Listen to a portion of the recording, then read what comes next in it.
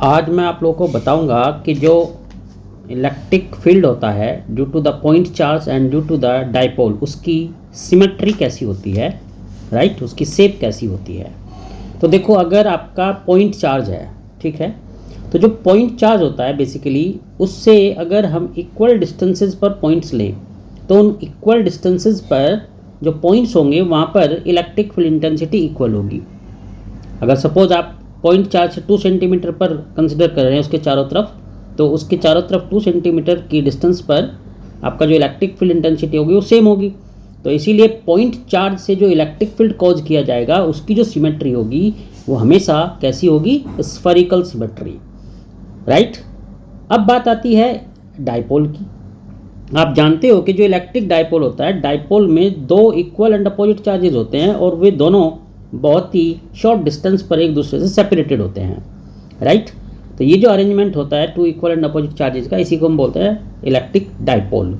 Die मतलब 2, pole means position of charges. तो इस तरीके से जो इलेक्ट्रिक फील्ड कॉज किया जाएगा because of this dipole, right, उसकी जो सिमेट्री होती है वो हमेशा कैसी होती है, सिलेंड्रिकल सिमेट्री होती है।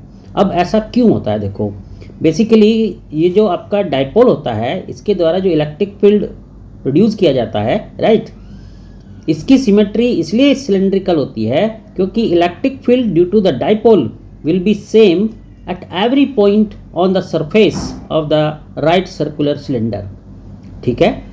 अब और ये जो राइट सर्कुलर सिलेंडर होगा, ठीक है, ये इसकी जो एक्सिस होगी वो कहाँ होगी, हमेशा इस इलेक्ट्रिक डाइपोल की एक्सिस के अलोंग होगी।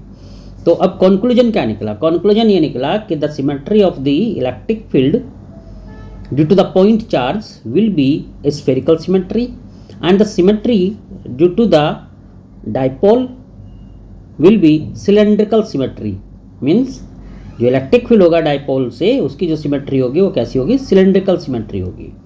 तो आई होप कि आपको ये समझ में आ गया होगा। बड़ा इंपॉर्टेंट क्वेश्चन होता है ये 1 मार्क्स के लिए, तो आप लोग इसको जो है ध्यान से अपनी कॉपी में नोट करके रखना।